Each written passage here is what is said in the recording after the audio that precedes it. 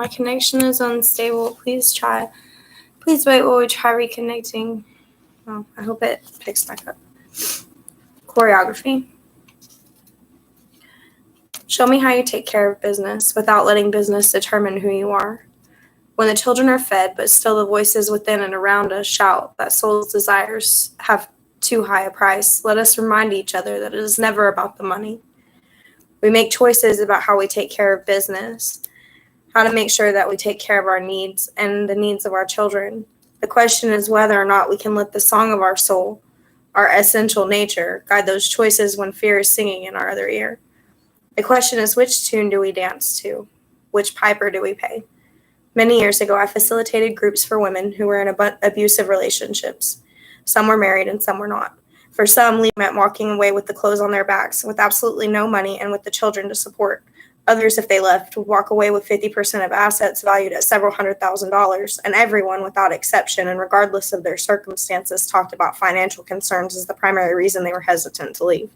What became apparent in more than 20 groups I ran over a 5-year period was that although finances might influence exactly when a woman left and certainly shaped to some degree how she left, money or the lack of it was never the reason that she stayed. When women were ready to go, when they felt they were really worthy of something better, when their desire for a life free from violence was greater than their absolute terror of being alone for the rest of their lives, they walked out the door with whatever they had. Empty pockets or accumulated assets and regular support payments and an adequate monthly welfare check, a minimum wage job or a blossoming career. It was never really about the money. Which is not to say that the money, which the means by which we exchange our energy for, is what needed to take care for ourselves and our children, does not have to be taken care of. It does.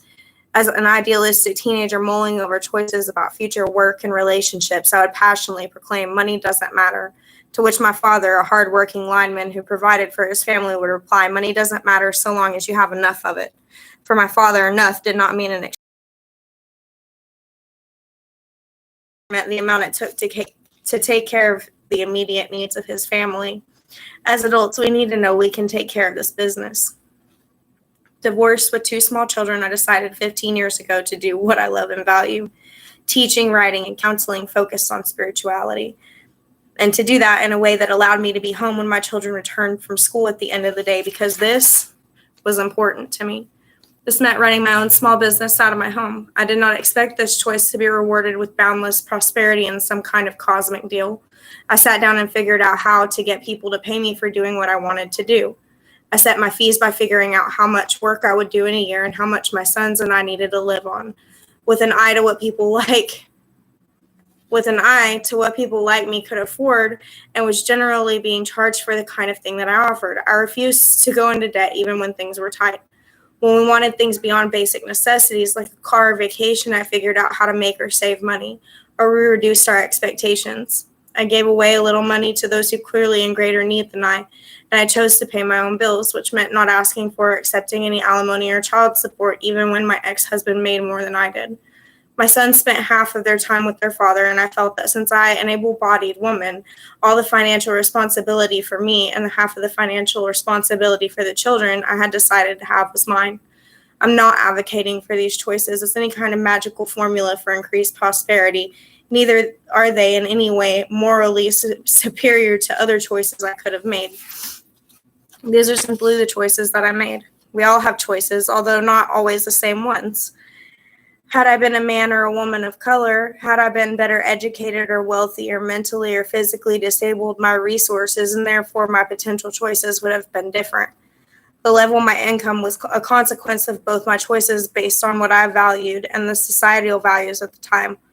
I live in a culture where monetary profit is highly valued, and this means that those whose talents generate high profits, baseball players, movie stars, are sometimes paid up to thousands of times more than those whose talents do not usually directly generate large monetary profits, such as teachers and writers and counselors. Our responsibility is to work with the resources we have to do the best we can, taking care of the business at hand. And there is business to take care of. We and those who depend on us need homes and clothing and food. We need that which takes care of our bodies, and we need that which feeds our minds and souls. that I would most often choose to spend the $10 I managed to hang on to from the weekly budget on a book or some cut flowers does not make these better choices than spending it on a movie or ruffled socks or taking a friend out for tea. When your spirit is tired and sagging, what lifts and encourages, what brings a smile to your face or lets your shoulders drop a little at the end of the day can seem very strange to someone else. People are fed in different ways. We have choices not only in how we acquire money, but need the money that we need, but also in how we decide to spend it. The more I took responsibility for my choices, both in making and spending money, the less poor I felt, even though my income did not change. There was a time when I was first divorced, living on my own, when any inquiries about my well-being would solicit information about my bank balance and budget. Afraid I would not be able to provide for myself and my sons, a second guessing the wisdom of my decision not to go out and get a real job, I defined how I was doing in terms of how much money I had, and I didn't have much. So how I was doing was poorly. Years later, living on the exact same income, I realized I no longer felt poor. I simply felt blessed to be doing what I love and to live in a time and place where my children and I had a decent home and an abundant opportunities to learn and create and participate in the world. Nothing had changed externally. What had changed was my sense of self and so consequently my relationship to money. The same amount of money where I felt a victim. I become a determiner by recognizing I had choices. When considering a purchase, I stopped saying I can't afford it and started saying that's not where I want to spend that amount of money. The less poor I felt, the more uncomfortable I was when I noticed myself using the mythology of poverty as a badge of worthiness to placate others. When someone would complain that they couldn't afford a fee for a retreat, I just stopped justifying my fees by telling them how my sons and I lived well below the government-designed poverty line and simply expressed my genuine hope that their circumstances would change so that they could participate in a retreat at a future date. Once in a while, someone would begin to argue that it was morally reprehensible to be accepting any fee for facilitating spiritual retreats or sharing spiritual teachings. It took me a few years to understand their objection. At the time, I simply told them that so long as my housing co-op and grocery store would not take prayers in lieu of money for rent and food, I was going to be charging for my services. It's not so much whether you should or should not sell spirituality. You simply can't. You cannot buy your spirituality from me or anyone else. You cannot sell your knowledge of your soul's deepest longing, an experience of your innately compassionate nature, or a connection to something larger than you, because I don't have your knowledge, your experience, or your connection to sell. All I can do when I'm facilitating retreats is to provide you with a sacred container, a place and some practices that will give you the opportunity to do the work of opening your own knowledge, experience, and connection. And some stories that hopefully will inspire and encourage us all when we are lost or tired. I charge money for the time and energy it takes to do all of this so I can provide for myself and my family while I'm doing it. This may sound self-evident, but it is not so clear when you read some of the ads for spiritual workshops and seminars. Using a common business model, some promoters, reduced spiritual experiences, and knowledge to consumer products listing what participants will get for their money, freedom from fear, and experience of the sacred answers to life's problems, emotional balance, and profound insight to self-knowledge, wisdom, all things that simply cannot be bought or sold. If you're reading this chapter to find the formula for how you can multiply your income tenfold, I can save you some time. I don't know. And you should probably know that I'm not a big fan of the so-called prosperity consciousness workshops. With few exceptions, despite the rhetoric of benevolent and infinite abundance, I have found the two most common feelings these workshops cultivate and feed on are the fear and greed. Being as susceptible to these as anyone, I try not to put myself in places that encourage the part of me that is tempted to define the quality of my life by the level of my bank balance, the part of me that is afraid. I want to take care of business in a way that is consistent with who I am. As a means to the end of living fully, I do not want to obsess about it as an end in itself. Sometimes I do not worry about money. The truth is that when I am unconsciously fear that I'm not enough, when I'm not connected with my innately compassionate, gentle, and full present nature, I sometimes find myself driven by the anxiety that there will not be enough. It is then that I behave in a stingy, grasping, and less than impeccable manner with regard to money. It is 1997, and I'm organized a ceremonial retreat in the tradition of the Inter-Tribal Council of the Shamans, with whom I have trained. This particular retreat involves a demanding day-long dry fast, an outdoor ceremonial dance from dawn to dusk. I've already talked several potential participants out of registering by explaining the rigors involved. I want only participants who are familiar with and willing to meet the demands of the traditional ceremony. 3 places are left on the week-long retreat. I have always prided myself on ensuring that financial concerns do not color my choices regarding the personal and spiritual work I do with others, or so I think. For some reason on this day, I have a pang of worry that the retreat may not fill. Perhaps I'm anxious because the rigors of this ceremony combined with my own physical limitations mean I will not be able to teach for several months afterwards. Or maybe I doubt it will fill because the demands of this retreat eliminate a number of potential participants. Or maybe I'm just having a bad day and I can feel worry nibbling at the edges of my finely honed budget as I consider the unexpected car repair or the fee for a recently announced school trip or the unanticipated rise in my monthly phone bill. Whatever the reason, in my resolve not to influence people's choices regarding these retreats and place a phone call to Fran, the woman who has expressed interest but not yet registered. Sometimes that's all it takes to get us into trouble, a moment of going unconscious about our motivation. I get Fran's answering machine and leave a message. Fran, Oriah here, just checking in on your registration for the retreat. I do have 3 places left and I would love to have you join us. I've turned several folks down because I'm really wanting to do this ceremony with people who know that they're getting into and are serious about what they're doing. People who can really do the dance in a traditional manner. I think you would be one of those, so let me know. I hung up. Nothing I have to say is untrue, but I feel sick. I know I have let my concern about the workshop filling, about making enough money, lead me to try to influence this woman's decision with flattery. I shake my head ruefully and sigh. Should have gone into advertising, Oriah. Nice. Bullshit. I mutter out loud, disgusted with myself. And as the words finish leaving my mouth, I hear the high beep of Fran's answering machine turning off. I paused, frozen at my desk, like caught in the headlights of an oncoming car. The speakerphone on my desk is turned on. My words have been recorded by Fran's machine. I panic. I turn the speakerphone off, but it's too late. What can I do? I will be exposed as completely underdeveloped spiritual teacher motivated by her fear about money and willing to flatter a student in order to get a registration. More important, I may have negatively prejudiced this woman's decision and ruined her chance to participate in a potentially life-transforming ceremony. I don't know if karmic debt exists, but if it does, who knows what kind of karma could be incurred for interfering with someone's spiritual journey. And she'll tell others. She is a student of another teacher I greatly admire. What will that teacher think when she hears my manipulative attempt to get Fran to register? My elder son, Brandon, pops his head into my office, seeing my stricken look and asks what's wrong. I confess everything. He struggles not to laugh and tries to reassure me. I'm inconsolable and get up to pace a small room. I don't know what happened. I just lost it for a minute. I never do that kind of thing. And then I do it once, and I get caught. What's the justice in that? What am I going to do? Nothing, he says empathetically. Don't do anything. You'll just make it worse. He goes downstairs. I can hear him telling his brother what I've done, and the two of them laughing together in the living room. I know I should just leave it alone, but I can't. What began as a momentary weakness now has me completely out of control. There must be a way to fix this. If God or universe or anyone in charge would just let me fix this, I promise I'll never do anything like this again. I've learned my lesson. All thoughtful reflection has evaporated, and I'm back in the let's make a deal theology of my childhood. A half hour later, my sons come up to my office to see how I am. I'm sitting at my desk staring woefully at the wall. Oh no, you couldn't leave it alone, could you? Says Brennan without surprise. What did you do? I confess that I've left a second message on Fran's machine, concocting a ridiculously transparent lie, explaining that my comments after my original message has been directed at me at one of my sons coming into my office. She won't buy it for a minute. I'm doomed.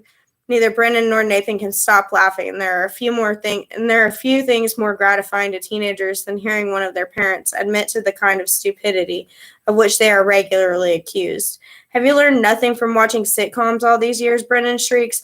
One lie on top of another only leads to worse complications. And suddenly we're all laughing. He's right. It's like a TV sitcom, and I've acted badly twice.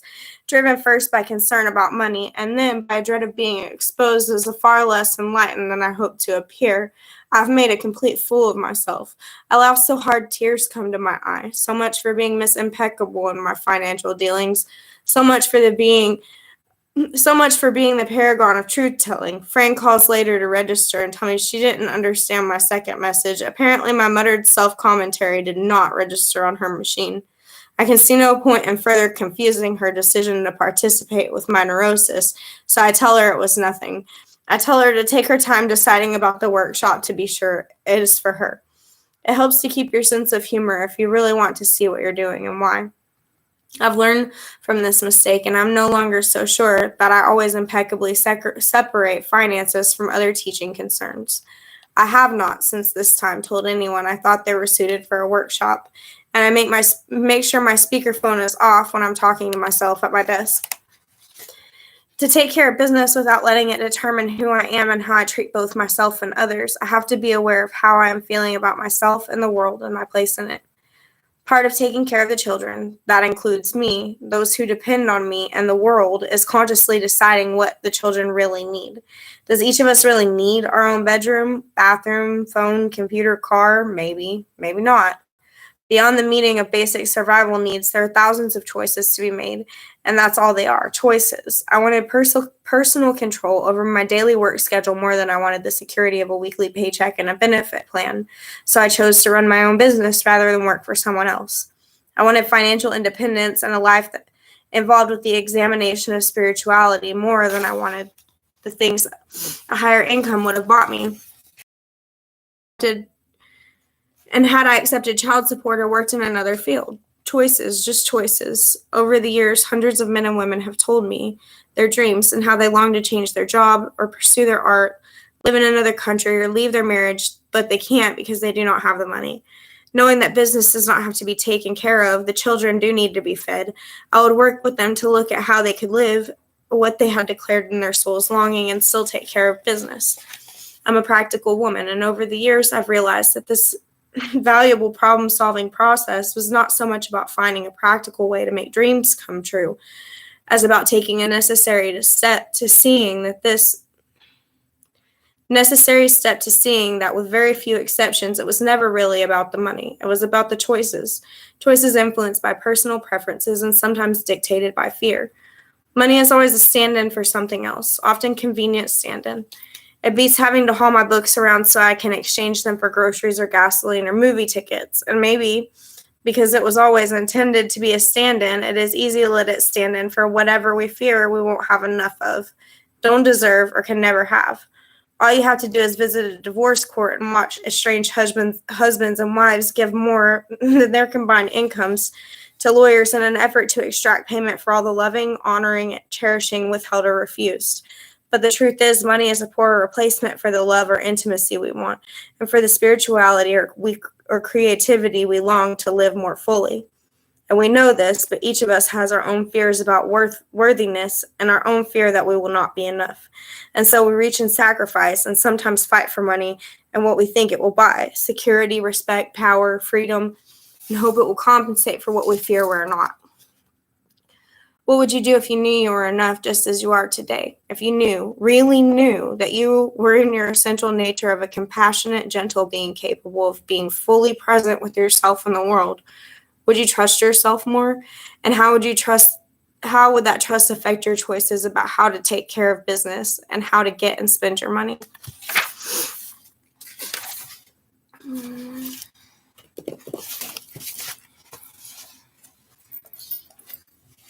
Okay. This is the song. Okay. Actually, what are you doing?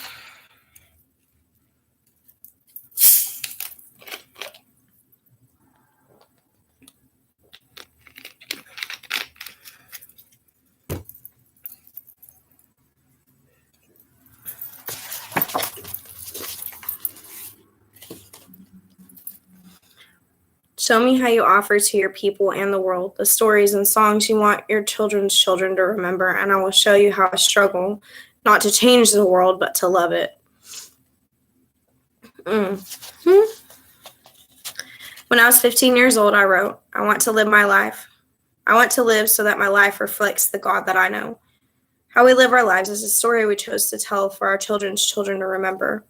Reflects what we know of the beloved, the mystery of that which is sacred. How do you do what you What? How you do? Okay. How you do what you do offers stories of hope or despair, of compassion or judgment, and of presence or absence. Michael and I are sharing a meal at a conference where we are both giving presentations. He speaks with deliberate precision and his words carefully chosen. Clearly, he has said them before. My vision, he tells me, my work is to change the world. I do not doubt his sincerity, and Michael has dedicated his life to the work in creating personal and planetary change by working with spiritual groups, environmental causes, large corporations, and local communities. I would probably agree with most, if not all, of the changes he wants to create. Why then, when he speaks so earnestly of changing the world, do I suddenly feel overwhelmed with a tired sadness? I do not speak, but I want to say, I don't want to change the world anymore. I just want to learn how to love the world.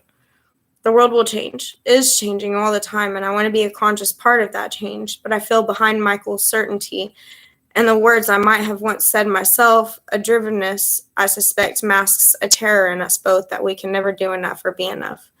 My throat closes with grief, and I feel an ache in the center of my chest.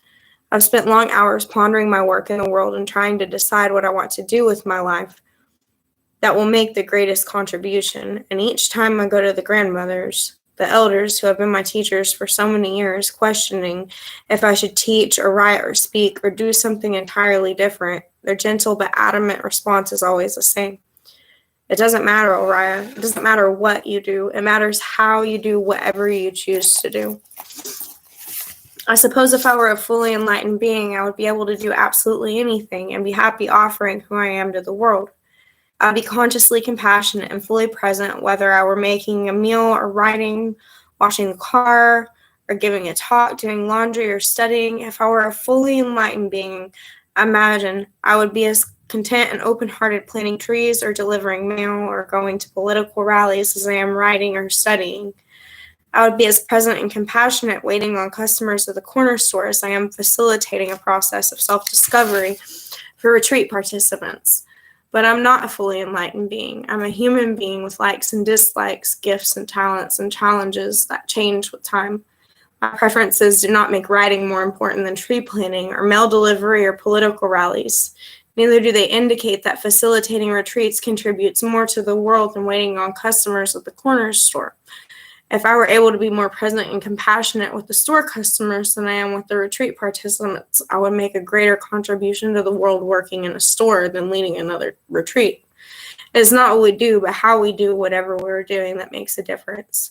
And when we know ourselves, we're able to make choices to do those things that, given our individual preferences and personalities, make it easier for us to be who we are, compassionate and open-hearted and present. We're able to choose to do what we know we love. This doesn't mean always doing what is easiest. There is a difference between happiness, offering who you are to the world and knowing it is enough, and pleasure or ease. At the moment, I feel most able to offer who I am to the world when I'm writing. But there are days when writing is neither easy nor pleasurable, and when the words do not flow. When I think I would rather be cleaning the oven or giving the cat a bath. And if I found writing unpleasant and difficult most of the time, I would question if it was the best way for me to be spending this precious life. Still, pleasure and ease come and go, but I consistently find I am able to be more present and open-hearted toward myself and the world when I write.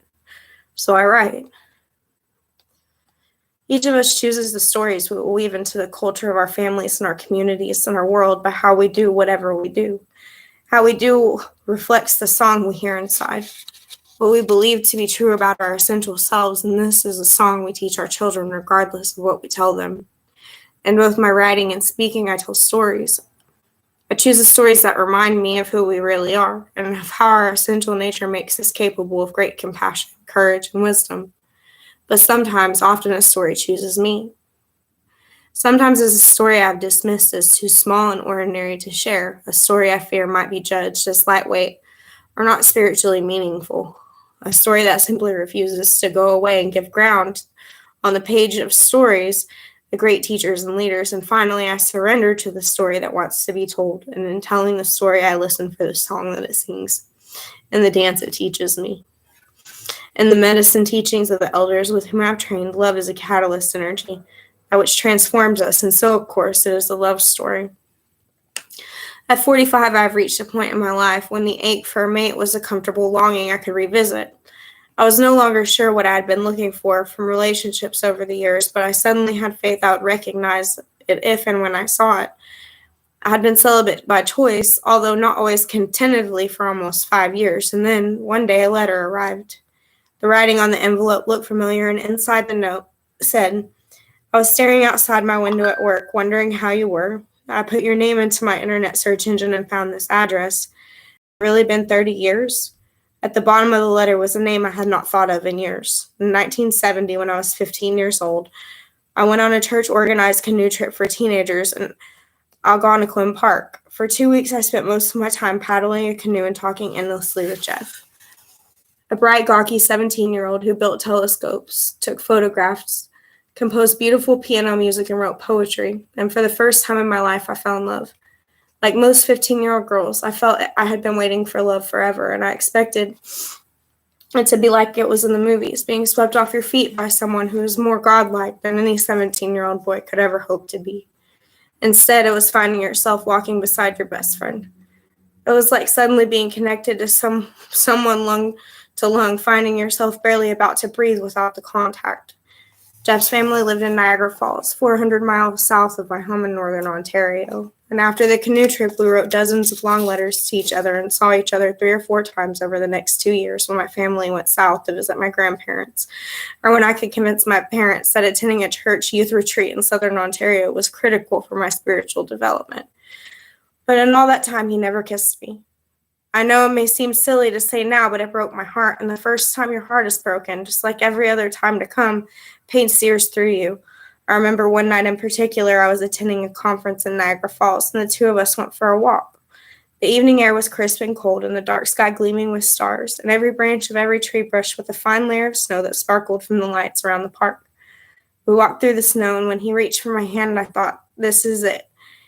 We're here alone. It's a beautiful night. If he doesn't kiss me tonight, it's simply because he does not find me attractive. Do you remember when anticipating a kiss made your stomach tighten into a hard knot and your insides quiver? Like you had hypothermia? I couldn't stop shaking.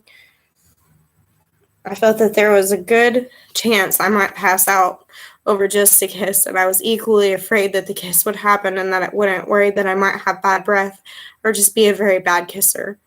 It never occurred to me that Jeff might be equally as nervous. I don't know if it's changed, but in those days, 15-year-old girls knew little to nothing about what was going on inside of 17-year-old boys' head. They were the ones in charge, the ones who were supposed to take the initiative.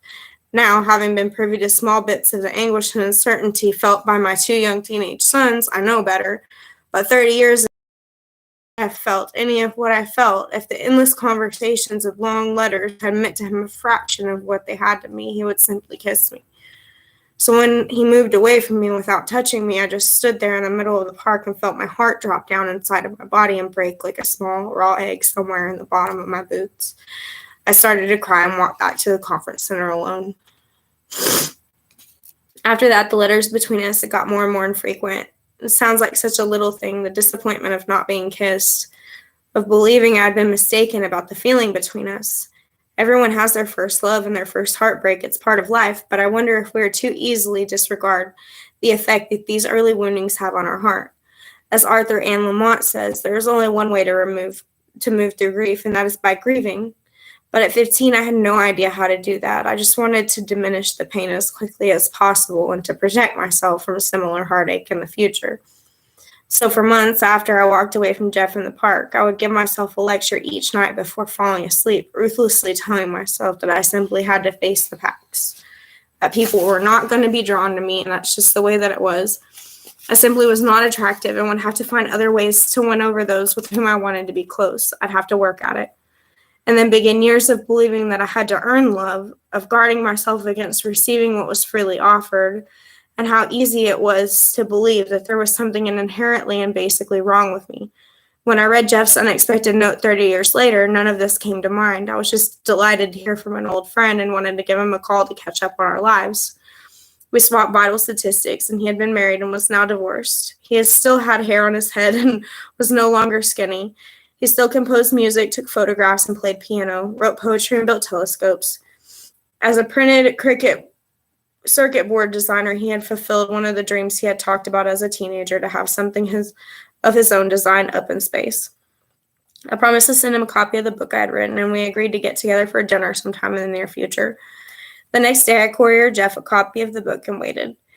Sometime earlier, a disgruntled ex-lover had sent me a letter after reading the invitation, rather snidely calling it the longest personal ad he had ever read. I laughed out loud, and I wasn't offended, although I did think that he had chosen to miss a great deal of what the book was about. Still, while the book was about much more than just the longing for an intimate relationship, it certainly included a sense of both the depth of my desire and the intensity of my struggle in this area of my life. A day later, I received an email from Jeff. He had read the book in one sitting and wrote, "I opened the book and read your inscription, and my eyes sort of glazed over. It has been almost 30 years, and here was the same handwriting, the same tone of voice, and the same clear thought that had made my heart sore before I even knew what to do about it. Despite that long road that has taken you to your present ability to bear your soul, the passion for sharing your feelings and really finding out about what makes others tick was virtually the same as back on those shores of Pango. I'm so proud of you. And although I often thought years ago that somehow I'd failed myself by letting the love of my life slip through my grasp, reading your book revalidated my feelings for you and my love for myself. I wasn't wrong about you or myself, and there was nothing to grasp, only something to hold deep inside and treasure. I was a goner. I kept reading. I am so proud of you." He was the only person who could really know that the woman who had written the invitation was in fact the same person as the passionate and outspoken girl who had laughed and paddled and talked her way through Algonquin Park 30 years earlier. He had seen me, and this loving, gave him the right to be proud, pleased for my success, and happy that I had stayed in some essential way true to who I was. And being seen in this way opened my heart to myself and the possibilities of love once again. We arranged to have dinner at my home 2 weeks later and continued to email, sometimes several times a day. Years ago, our relationship had flourished through letters, so it seemed natural to reestablish our communication through the written word, and we covered it all. Our sexual and emotional histories, our views on money, marriage, spirituality, work, and children, our memories of what had and hadn't happened between us 30 years earlier and why. He had blown it. Madly in love, and unable to believe that I would return his affection, and believing, as most boys did then, that good girls were not interested in physical affection, let alone sex. He had felt paralyzed, unable to risk offending or losing me by moving toward me. Feeling my heart racing ahead of what my head thought wise, I wrote all kinds of warnings. I was not going to have more children. I was not sure that I could ever live with anyone again. My health was often not strong, and I had to pace my level of activity. I did not want to be the central sole focus on any man's life, neither would I make this man this kind of focus on mine. It's a wonder the man showed up for dinner, but he did, and none too soon. I'd been feeling a nervous wreck all week. My writing had grown incoherent, and I'd finally given up trying to produce a decent sentence on the page. I'd hardly eaten anything for days. What if the connection through the emails simply evaporated when we saw each other in person? Worse, what if it evaporated for one of us and not the other? What if it didn't evaporate but was even stronger in person? When the day of the dinner finally arrived, I was no less nervous than I had been 30 years earlier, waiting for him to kiss me in the park. And I kept telling myself to calm down, reminding myself that I was 45, not 15, and that if I didn't stop it, I was going to make myself sick. It didn't help.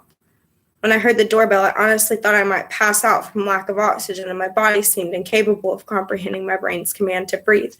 And there he was, grinning at the door, and all my nervousness just fell away. He came in, put down the flowers he had brought, and put his arms around me and kissed me.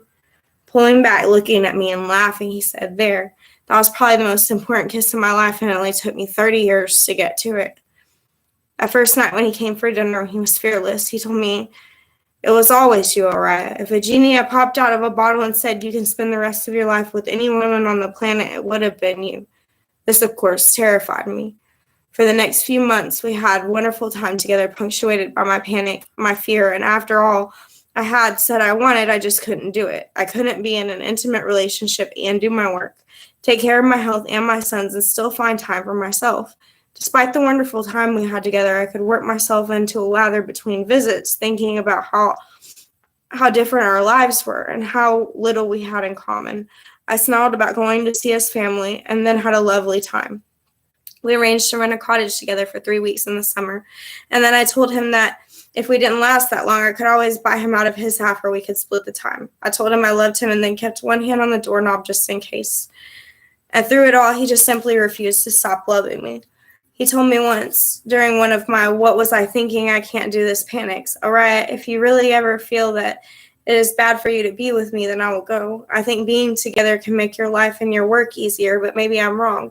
But what I do know is this: you will never find a man who will love you more than I do." And I believe him. But I've been alone for a very long time. It is a paradox of middle age that the experience we have accumulated makes emotional risk-taking both easier and harder. Easier because you know you'll survive the disappointments, but harder for the same reason. You know you'll survive even if the hurt feels like it will kill you. You'll survive with one more scar and one more dark stain of grief on your heart, and you're not sure you want to risk living it.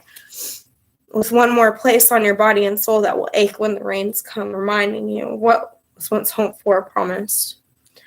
I have moments when I look at Jeff and think of our story, the deep connection at such a young age, and the 30 years of separation and the unexpected reunion, and I throw my hands up and wonder why I spend 1 minute planning and worrying and trying to choreograph my life, trying to protect myself from the risks involved in loving and being loved. And surely something larger than myself is at work here, and I know that this does not mean for 1 second that I'm not responsible for the choices that I make. From the night of that first dinner, we have spent every available weekend together. Jeff lives in the small city, an hour and a half from my home, and we relived the past and found ourselves in the present together, still learning who the other is and always was. He tells me a story of how at 18, determined to win me back, he built a mass spectrometer, a machine that separates heavy atoms from light and atoms. I looked at him baffled. "You built a mass spectrometer to win me back?" "Well, yeah." He admits, looking more 17 than 47. "I thought that if I won the science fair award and I had my picture in the paper, you would be impressed and figure I was worth waiting for." I'm flabbergasted. "You were going to win the girl back by building a mass spectrometer?" Laughing, I throw my arms around him. That is the sweetest and geekiest thing that I've ever heard, and we are both laughing. When flowers have been easier, "It didn't surprise me that you won the science fair award, but I already knew you were smart, you fool. I just wanted you to kiss me." So he did. I don't know what will happen with Jeff and me. I have to stay in the present, but I'm finding myself trusting that this love has brought us back together a little more each day. I no longer panic when I feel less out of sync. When I am at a silent Buddhist retreat meditating and writing, and he is at a pub with friends watching hockey playoffs and having a couple of beers, I either wait until the normal ebb and flow brings us back into closer contact or reach across and touch him with the truth of whatever I'm feeling. That's the biggest thing. That's the fastest way to reconnect is to tell the truth, however awkwardly and however terrifying. When I tell him I'm afraid, he is just with me in the fear, and it grows smaller.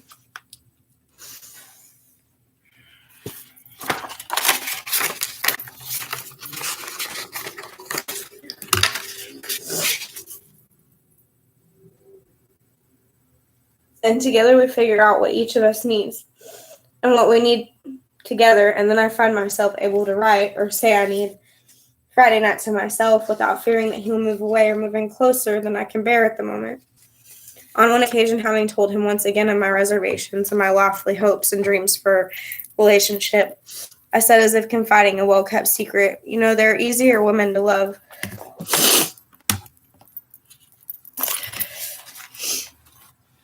Women who are not so driven. Women who are not always trying to do everything right and trying to be conscious." He just laughed and said, "Oh, right, I already know that. Remember, I met your mother and your grandmother. You come from a long line of women who are not easy. I don't want easier, I want you." I consider being offended on behalf of the women of my family, but it's hard to muster self-righteous indignation about the truth. And it's so lovingly offered. And it's a relief to be so known, to be with someone who knows that the blue-gray of my eyes, the same blue-gray of my eyes of my mother and her mother before her, reflects not only a lineage of bright minds and soft-edged sorrows, but also the cool steel of relentlessly strong wills. On that first night of our reunion, Jeff brought me 60 letters I had written him so many years ago. He told me, "I want these back, but I thought you might like to take a look at them and see what I said is true, that everything you're writing about now was right there 30 years ago, and it was, and page after page of blue fountain pen ink on pale pink paper that still held the faint scent of a girl's perfume. I read of my constant questions about God and life and who I am. I read of my deep desire to make a difference in the world and my worries about doing well enough and being enough, and all of this is mixed in with reports from the weather and church, choir and complaints of my parents, and admonishments to Jeff not to give up on his piano lessons. The letter made me wonder if we ever really change, and I think again of the grandmother's words from the dream, and realize that the task is not to change. The task is simply to become all of who we are. The letters I wrote when I was 15 reflect who I am and always have been, but the girl who wrote those letters was still largely unknown to herself. The soul's joy is in unfolding and becoming known to the self and being able to live from a deeper and deeper connection with who we really are. While this is an introspective task we have to do for ourselves, there can be no doubt that being seen and known and loved by another offers us the warm light of encouragement that softens our hearts to ourselves when we are discouraged about our human feelings. Once, shortly after we got back together, Jeff said to me, I was with other women who made me content, but they never made me dream, and you make me dream. To dream is to create the stories of how we live our lives, and these are the stories our children's children will remember.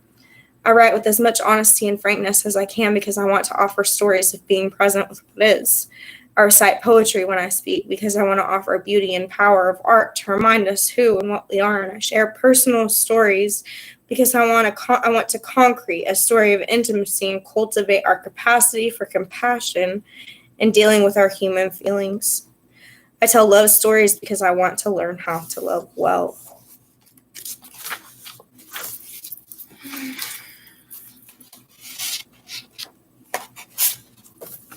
Thanks for coming. Good night.